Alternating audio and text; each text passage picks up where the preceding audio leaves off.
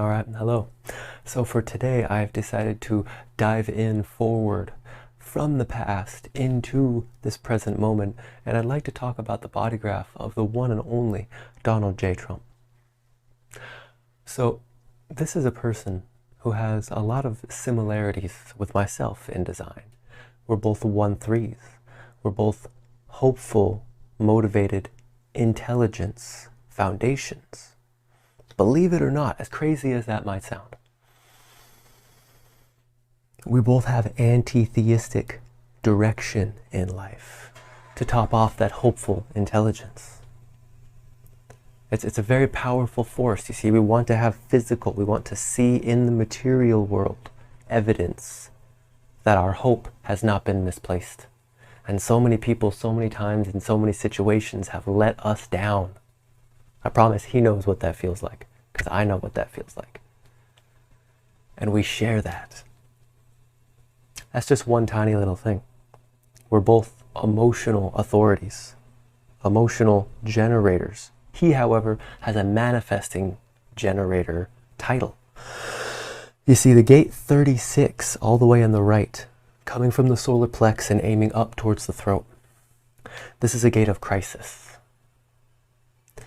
We share the gate of crisis, however, his is a full channel. He has the entire channel, giving him the capacity to be a jack of all trades. The capacity to seek new experience, to go forward, to look for something, and then to know when you've had enough and back off. I see multiple activations in that 33 as well. The capacity to take a moment and back up, to retreat, to go back away from the world and to collect oneself internally on their own. Heard a lot of golfing trips, time alone. We have a massive ego. We all know this. 45-21. That solar plexus going up, manifesting itself through the throat. That solar plexus manifesting itself through the throat and then working its way down through the 45-21 into the ego. This is a powerful force that can take charge over things. It's the design of a materialist, if you hadn't noticed. You see, the 45 speaks royally. It speaks for the royal we. We have this, we do not have this. We can give this, we cannot give this. And the 21 biting through is a powerful force that just takes things over and gets through.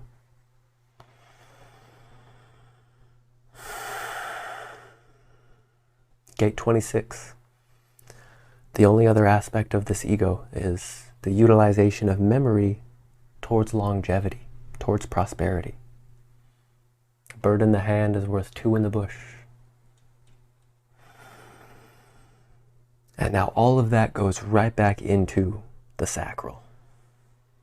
You see, a generated ego. These are not very common, I would say. That's something that I have, a generated ego. And so this is an unconscious connection between the emotions and the sacral. 59-6. The very channel of mating itself. Powerful force of friction, as well as the capacity to overcome that friction and to create life. Quite literally create life. The 59-6, there's probably children we don't know about, to say the least. And branching off now, there is a little bit more that is defined. The mind, the mental center, the way in which he conceptualizes is actually consistent. And it's logical, even has its own ideas. You see that 62-17? I have a 17, I have no 62. 17 gives us opinions and logical opinions. The 62 is where those details come from. And so we see a 62.6 and then a 17.2. So we're seeing all kinds of details, tons of different details from tons of different places. Like, how could he even know that? But poof, in the moment he can pull it out. And that's what got him so far. You see, he's got two right variables in his design. Both personality motivation and design determination are passive and receptive and right in their function. This means that he has an incredibly efficient mind and brain with, believe it or not, no agenda. Now, that's just the natural state of his being, is without an agenda. But when you look at what actually happens in life, like when you look at the openness, I've only talked about the definition so far. When you look at the openness, you see the horror story of what has actually happened in someone's life, for you get to see what traps they've most likely fallen into. First and foremost, there are two centers without any activation at all. Two centers with nothing in them. The crown center on the top and the G center in the center. Giving him a capacity to concern himself about things that don't matter to him, and emphasizing the importance of being in the right place. Because for the undefined G, it's all about where you are. The self-center is what holds us together in our illusion of separateness. And there's no consistent direction here. There's no consistent behavior. There's no consistent self-love, anything like that.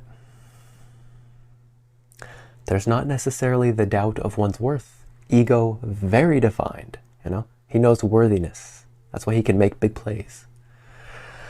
But as far as behavior goes, as far as what inspires him to think, as far as what he's holding on to that he should have let go a long time ago, as far as the pressure the world has given him to move it on,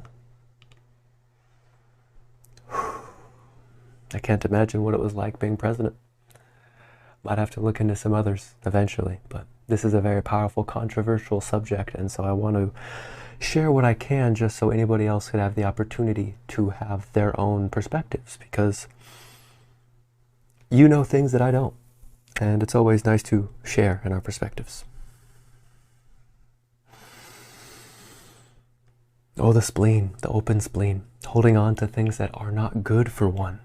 You see, that splenic center on the left is actually where our immune system comes from. This is what keeps us alive existentially. And this center is wide open. So this man has had risks. This man has had situations pop into him where his powerful intuition has saved him. It's not a consistent intuition. You see that 57? This is one of the most intelligent and instinctive gates. It's not connected to anything. It's just hanging. In fact, there's at least 3 other activations in the splenic center. But with an undefined center, we have an immune system that is not consistent. We have something wherein this is for anyone with an undefined spleen. Homeopathic doses are recommended. Your spleen is very capable. It can be extremely wise. It only takes a tiny little bit. Go a long way. Oh, the undefined root, all that pressure coming in from the world to physically move the body one way or another. Mine is consistently defined with my emotions, my ego, and my solar plex, my sacral. This is just hanging on its own, being pressurized by all kinds of different things. And that crown, nothing in the crown. So I share this, nothing in my crown at all. No consistency in the way my mind is inspired. You see, we find our entertainment in all the things that don't matter to us. That's what's interesting to us with an open crown like this, especially wide open, no activations. There is no consistent inspiration. So anything could be inspiring, could come from anywhere. The way in which thoughts formulate themselves, however, has been very consistent in this man's life. He's been working on the way he thinks, which is connected to his sacral response, which is why he had such a powerful response in the world and made it as high up as he did. the way he thinks and what his sacral has to say about things is connected to his solar awareness and his ego. You know, it's a powerful single definition ego manifesting generator.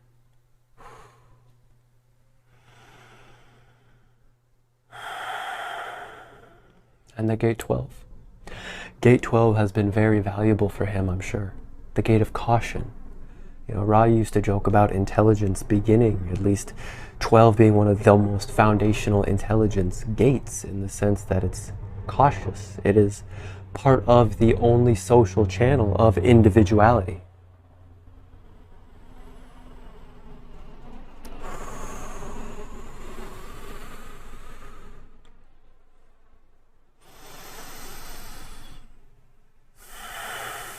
Being part of the channel of individuality, gate 12 has this social aspect to it, but it's very cautious. It takes its time. It works its way through things.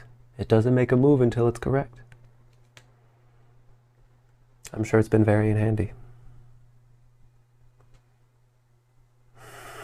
And there's just a little something I can say about that. I like to keep it pretty open source and broad so that we can all kind of look at what's happening and perhaps get a bigger picture, a greater perspective on the world. So if you've enjoyed that, feel free to reach out. Take care for now. Peace.